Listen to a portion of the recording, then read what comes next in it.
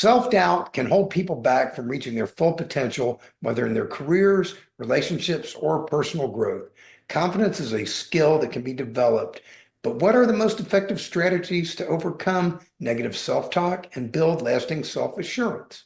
In this interview series, we're talking to mindset coaches, psychologists, authors, and other experts who can share actionable insights on overcoming self-doubt and cultivating confidence. As a part of this series, we had the pleasure of interviewing Amy L. Bernstein.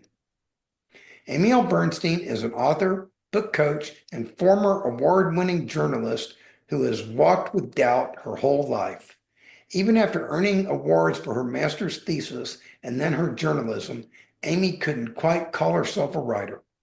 Doubt is a gift that keeps on giving. But Amy has learned that doubt is fuel as well as foe, and now she's determined to help others do the same. Her new book is Wrangling the Doubt Monster, Fighting Fears, Finding Inspiration. Amy, thank you for being here today. Thank you, Stanley. I'm really happy to be talking with you. So tell me, first of all, tell us about your book. I'm kind of excited to hear about it. Wrangling the Doubt Monster is a short book that any self-doubting creative person from any walk of life at any age can dip into a page here or there and come away feeling reassured and encouraged that they are not alone in having doubts, but they also can come to grips with them and kind of move past them and be productive and successful. I have found that even the most successful people doubt themselves from time to time. Mm-hmm. That's absolutely true. And it's all about how we cope with that, right? And what voices we listen to in our heads. You're absolutely right. It's not about what we feel, it's how we deal with it. Mm-hmm. You're absolutely, I cannot agree with you more. So this kind of leads into what, I wanted to talk about, which is belief systems, belief in Mm-hmm. yourself, Mm-hmm. um, believing in your abilities, your talents, and your ideas. And that's where doubt kind of kicks in. Um, when do you think that starts in our lives, this doubt? Is it something we're born with? Is it something we acquire as we're growing up? What? I mean, the temperament, inborn temperament certainly plays a part. Family history, epigenetics, intergenerational dynamics, all these things contribute and play a part, but so does culture. And the culture that we live in now in much of the Western world, and certainly in the United States, is really good at making you doubt a lot of things from a pretty young age, because our culture holds up these paragons of what success and perfection look like, and kind of tricks us into thinking that's what we're supposed to be doing and looking like, whereas that's not reality. But we see it at every turn and we hear it at every turn. And so our culture is very good at ratcheting up that doubt voice that's within us. And I think that's one of the things that we deal with really often quite unconsciously. We don't even realize it. Yeah, I think you just kind of answered the question I was going to ask you. Why do we do that? And I think you're saying it's unconscious because I don't think any parent would consciously want to do that to their child, would they? Actually, unfortunately, I have had conversations with so many creative people who are feeling blocked or stuck about moving forward with whatever their art form is. And what comes out time and again, sadly, is that they, in fact, were told in childhood and heard repeatedly, you're nothing, you're no good, you'll amount to nothing, you don't deserve this. And they get these tapes in their head. And frankly, I've talked to people who carry this forward into their own adult marriages where they have a spouse who's just reinforcing all that negativity. Lovely. And it's terrible. But what's amazing is when people can suddenly realize that they're listening to those voices, but that's not the only voice in their head and not the only voice they need to listen to, you can make a positive change and pivot away from that. I agree with you completely. See, I was fortunate. My parents always told me I could do anything I wanted and anything I could accomplish. But yeah, you're right. I'm thinking of a particular example. I was visiting my best friend at his workplace several years ago, probably 15 plus years ago. And it was a Saturday. He introduced me to one of his coworkers, and the coworker brought his son to work, and he introduced him as my little idiot. And that just, it made me sick. It made me angry. I wanted to say something. So what I did instead was I said, oh, he doesn't look like an idiot to me. He looks very smart. I'm sure you don't mean that. That was my response. But it's just we do that, and his father probably did the same thing to him. Probably did. And that is the problem is that, the things that we carry forward, the things that we remember and carry forward always have roots in trauma of one kind or another. And that doesn't have to be, severe dramatic trauma. It can be what you're describing is a form of trauma in the sense of, that person is feeling branded. And so they tell themselves, I'm stupid, I'm dumb, I can't do things, I shouldn't try. And that's what gets the loudest, that claims the attention and all the room in our heads, right? And so it really takes work with or without therapy, but it really takes work to um, ratchet up the other voices that are in our heads. And one of the things I'm always advocating is that this change begins with giving ourselves permission, permission to be different, permission to find new patterns, permission to change the tapes that are playing in our head, and permission to just not do what we've always done or believed what we always believed. You have to give yourself permission to begin to try that, and it can create a profound shift. Okay, you said you added at the end. I was going to say add one thing to that: permission to try. That's right. Permission to try. Absolutely. Permission to make the attempt. And when I'm talking to people who want to write and they're afraid to write or they feel, oh, this, I can't do this, you have permission. It's in you. You give yourself permission to try. There's no one can tell you no to that. There is no no. There's only a yes to trying. And so once you give yourself that permission, you don't know where that will lead. Yes, and that's part of the fun, the journey. But it opens up doors when you step through that. It's like we have a barrier inside of us that's preventing us from moving forward, an obstacle, so to speak. And I think we should not look at obstacles as walls. Obstacles are doors waiting for us to open them. That's true. It's true. What I think is also true is that you need to have the skills on board to figure out how to address that obstacle. Yes. Because, if you don't know how to climb over a brick wall, if you haven't, let's just make it concrete. If you haven't learned the skills, there are things you can do to climb over a brick wall, right? So if you haven't learned that, you didn't go through military boot camp, right? You don't know how to, so that brick wall is going to stop you every time. But if you can learn some techniques to get you over that wall, it then, as you say, it stops becoming an obstacle. It's just something in your way, but you can get past it. And sometimes we don't take that step to allow ourselves to figure out what tools do I need to make this to work this out. And isn't that part of what you do when you work with other writers, is you help give them those tools? Absolutely. Absolutely, I do in so many different ways. Literally, whether we're working with text and figuring out how to write something better, or if I'm helping a writer or just another creative person figure out why do you feel stuck, or why are you afraid to do this, or why do you think that you can't or that you won't succeed. All of these things all swirl around, those same issues about let's help you find your way forward because there's always a way forward. Do the people you work with ever fail? And if so, what do they do when they fail? I think that's important. Yeah. We all fail. We all fail. I fail all the time. All the time. We all fail. And so it's a cliche. That cliche about when a door closes, another opens. It's a cliche, but it's also so true. So I think as you and I were noting earlier, when we fail, which is to say that we don't get a result that we expected from an attempt, right? That's what failure essentially is. You don't get the result you were hoping for.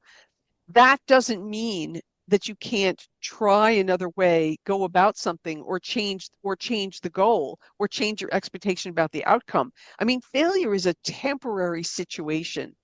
And there are ways of um, going at something differently from another angle, where you can turn, failure into success by changing the way, you're changing your expectation in relation to the goal, and also not taking failure so personally. Certainly among writers, this is a huge issue because writers deal with rejection, which is really a form of failure, right? Somebody doesn't want what you've written, and they say, "No, I don't want this."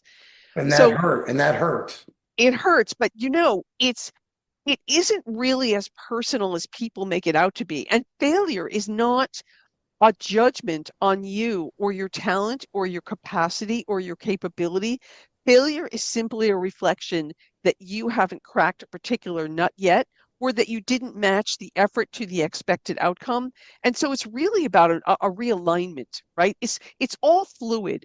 It's not just this big, well, I failed and that's the end of that. It's always a fluid situation. And if we can look at it that way, we can then go out and find the successes and not worry so much about the failures. Yes, it's all about being persistent. Yeah. And there's a Chinese proverb, I think it's attributed to Confucius. Fall down 7 times, get up 8. Right. Everything's contributed to Confucius. He was one brilliant guy, right? Yeah, Yeah. No, but it's no, it's true. probably The thing, several brilliant guys, but right. That's right. The thing about these and cliches, who are women. But anyway, go yeah, ahead. exactly. Most of whom were women, of course. Thank you for that. The thing about many of these cliches is we roll our eyes. Sometimes we heal them and we hear them and we say, "Oh, come on, it's not that easy." Door closes and the door opens. Yeah, yeah, yeah. But there's big grains of truth in all of them. And to get back to what you and I keep circling around is it's all about your mindset. It's how you choose to interpret what's happened to you and respond to that. And, failure again is sort of cliched, but failure is just an opportunity to get up and try again and maybe try differently, you know? And I've certainly dealt with that so much. I mean, I consider myself an expert in failure and rejection. Absolutely. Now, what they say, if you want to succeed, the more time, if you want to succeed, go out and start failing. You know, Yes, that's true. But then also the word success gets in our way as well. And again, I think a lot of this comes back to the hand that culture deals us.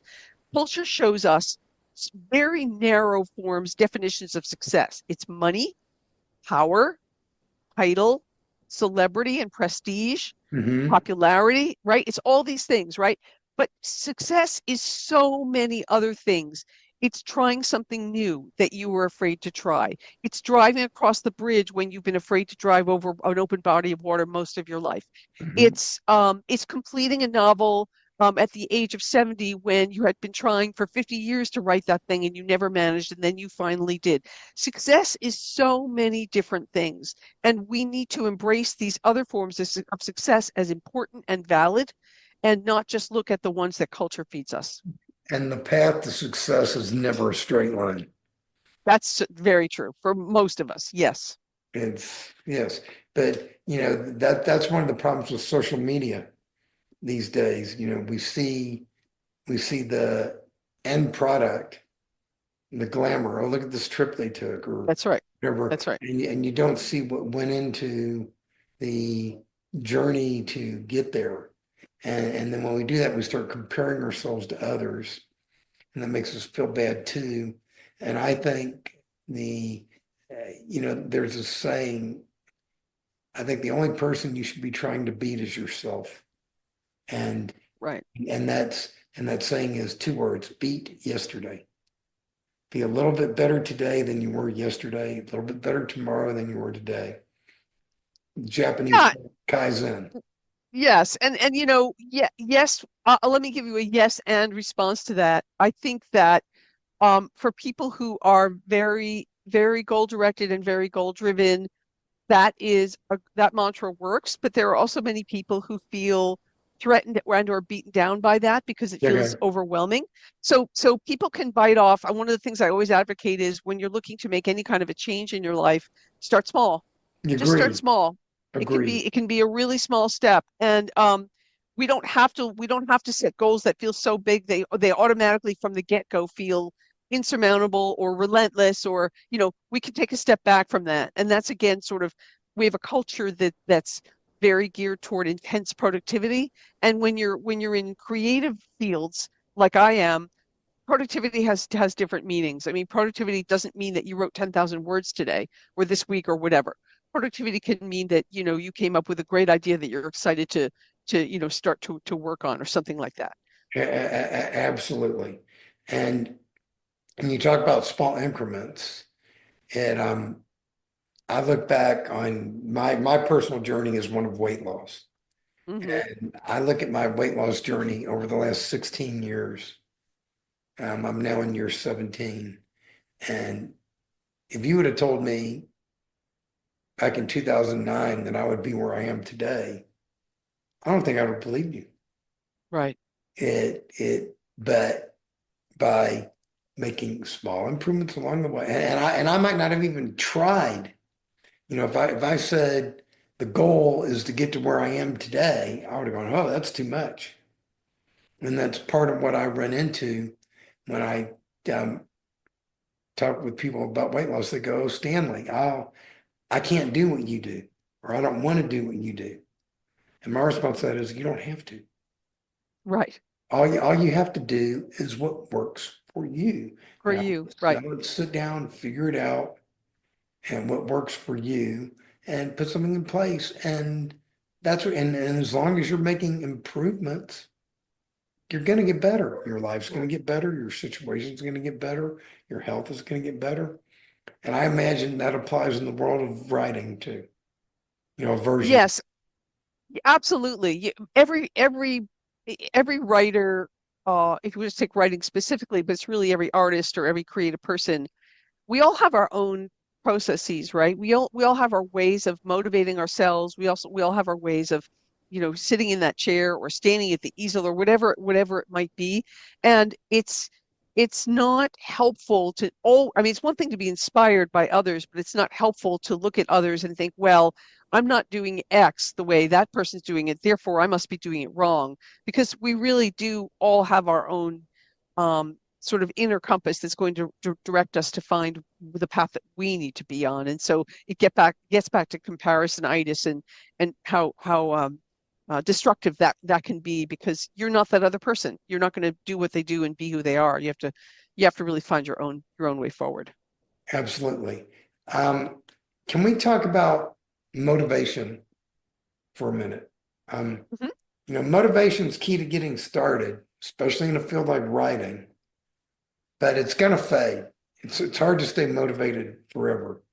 So when that happens, what strategies do you recommend for staying committed and pushing forward when you've lost the mojo? Right. Such an important question. So many projects start out of the gate where we're so enthusiastic, we've got so much energy, and it always, always goes away for so many different reasons. Um, And one of the things that I ask people to think about is when you feel the impulse fading to sort of move forward and you start questioning the project, why are you doing this? It's not going to work, everything that comes up about it. And you don't see a way forward. I always ask you to get back to your why. What was the spark? What was the spark that ignited you on this particular path, this journey, whatever it is you're making or doing or planning? What was the spark that really lit you up from inside? Does that spark still live inside you? Does that still get you really excited? And if so, you want to think about a way to reconnect to that. Maybe the project's gone off track a little bit. Maybe you've spent too much time on some aspect that's super boring and you can go back to some aspect that's more exciting. So I think getting in touch with your why. Why are you doing this? Why do you want this? What do you hope will come of it? Is so important to get reconnected to that. That's an important step to take. Absolutely. It and I think passion plays a big part in it. Absolutely. It, you know, as I tell people, you need to find what it is that, makes your socks roll up and down. They get you excited. And that is what you want to be working on because when you're passionate about a thing, it's much easier to put in the hard work, the long hours to do what needs to be done. And that's what I have found. Yeah, and sometimes too, we are embarking on something that's someone else requires us to do or that is important to someone else, and we haven't really been honest with whether it's important to us. And when you have the opportunity, as you say, to connect with the passion that's yours, not someone else's, but yours. That makes a huge amount of difference. I mean, the way I put it is, I love the rolling your socks up, makes your socks roll up and down. I always say that makes you want to get out of bed in the morning. What makes you want to get out of bed in the morning? That's the passion you have to connect with when you can and if you can. We can't all do it every single day. The other one too is it also floats your boat. Yeah, yeah, But but a lot of times, especially if you're in a job, you have to do what is part of the job, what the job requires you to do. And that job quite often is somebody else's passion, not yours. So what I usually recommend to people is, okay, I understand that, and that's okay. But it's important that you set aside some time each and every day for yourself, even if it's only 15 minutes, where you work on your passion, because that will keep you charged and keep you going. I mean, I know I've gotten to the point where I'm a guy, I like to do everything in excess. I don't spend 15 minutes a day. I spend hours every day, doing what my passion is. But I'm also lucky that I'm a stage in my life where I've been able to create an environment where I can work that way. And right, I'm lucky that my profession doesn't require me to be sitting at a desk all day, right, kind right. of thing. Um, I Yeah, I definitely agree. I think I've said even as little as 5 minutes. One of the things I've advocated when I'm talking to artists who are not currently doing anything artistic, like all they're doing, let's say, is they're going to work, they're taking care of family, they're doing all these other things. They're thinking, I'm not doing this thing that's in me. I'm not doing my art. And I've talked to a lot of people like this. What I often say is, even if it's only 5 minutes, even if it's only in the morning before you leave for the day, touch the thing that makes you excited about your creativity, your art form. Jot down a note, keep the note with you all day. Make a tiny little sketch and sort of hide that sketch and keep it with you all day and look at it. There could be tiny little things that you do that that will grow inside you. You can feed that little sort of, you can water that little seed, so to speak, to switch metaphors. But because something that starts small can grow over time. And a lot of reasons people don't start things that they in their hearts they want to start is because they think they can only start big. They think they can, but I don't have 4 hours in the day to do X. You don't need 4 hours in the day.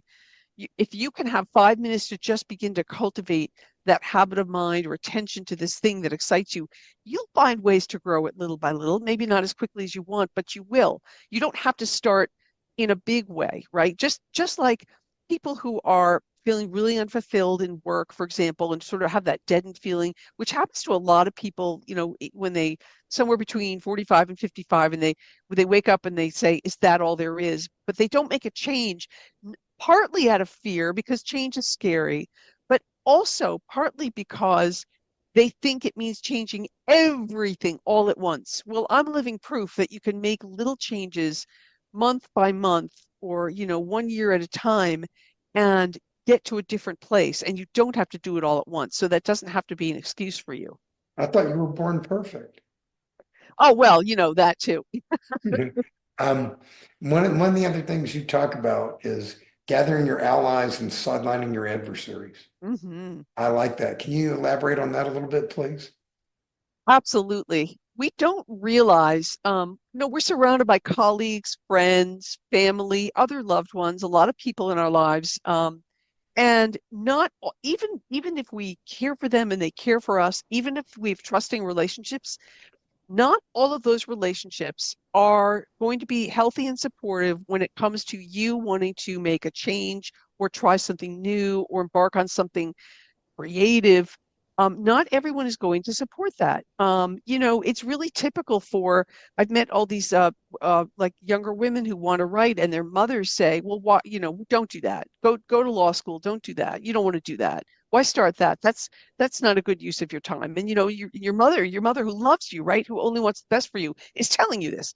So when it comes to making change in our lives, to refocus on passion, to make room for a passion, to make room for creativity, just make a really big change, we want to surround ourselves with people who are really going to encourage and support that goal, and who are not going to pick holes in it, who are not going to tell you all the things that can go wrong, who are not going to only exacerbate the doubts that you already have. And you have to really think clearly about who your allies are in that work and who your adversaries may be. And again, an adversary can be somebody very close to you. It doesn't mean you stop talking to them.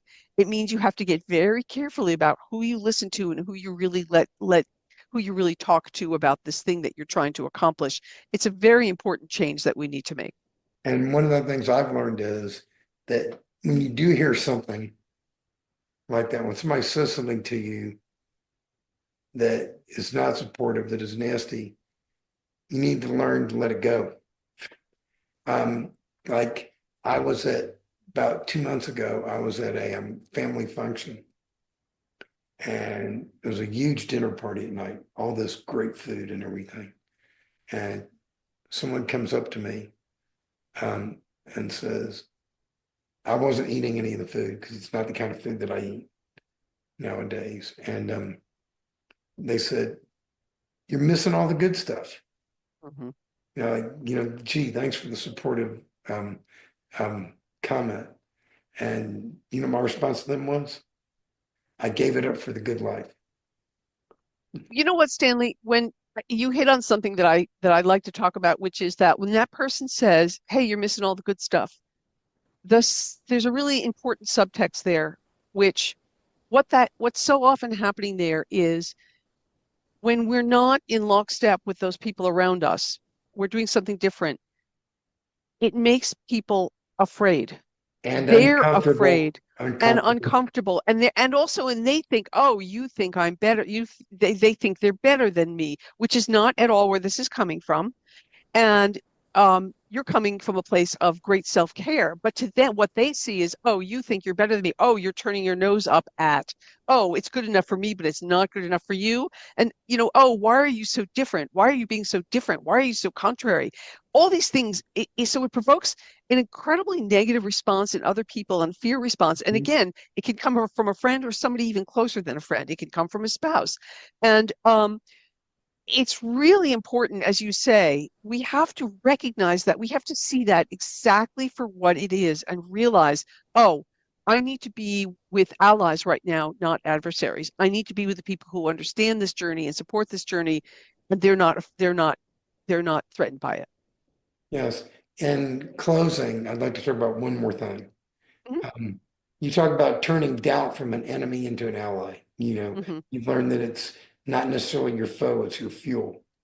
mhm. Can you elaborate on that for a minute or two, please? Yes. While I think that doubt tends to play very often a negative or certainly not particularly positive role in our lives, there's no question, and there's research to show that doubt is also has a important protective element or layer to it, which, when you're going to make a really big decision, a really big investment, you're going to start a company, it's good to listen to the voice in your head that says, have I really checked, double checked, and rechecked, all the angles here?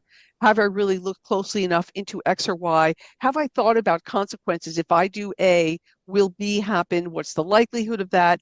And if B is not good, what am I going to do about it? So, the classic example is, a surgeon is about to operate on someone's leg, and, they make markings on the legs in the hospital so the surgeon doesn't operate on the wrong leg if it's not an apparent injury.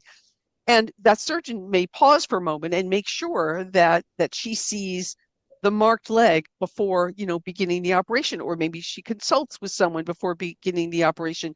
So doubt is is protection when it's working in our favor. We have to recognize the difference between a doubt that holds us back for a pause to make sure that we're truly ready to proceed, and the kind of doubt that's holding us back and blocking us from taking almost any action that might be beneficial because we're so afraid to learn the consequences. You're absolutely correct. I could not agree with you more. I mean, pretty much everything you've said, I agree with. And that is nice to be in company. You talk about surrounding yourself with good people. That's one of the reasons I do these interviews, is Right. because I find it pleasurable to surround myself with other positive people who are thinkers, and you know, I find it to be a great pleasure. Um, is there anything else you'd like to say in closing? Well, people can find Wrangling the Doubt Monster and learn more about my work and my weekly Substack column, which delves into all of these issues that we've talked about by going to my website, amywrites.live. You know, I'm trying to find the record button. Where is the record button? Under more. Yeah, I'm looking there. Uh,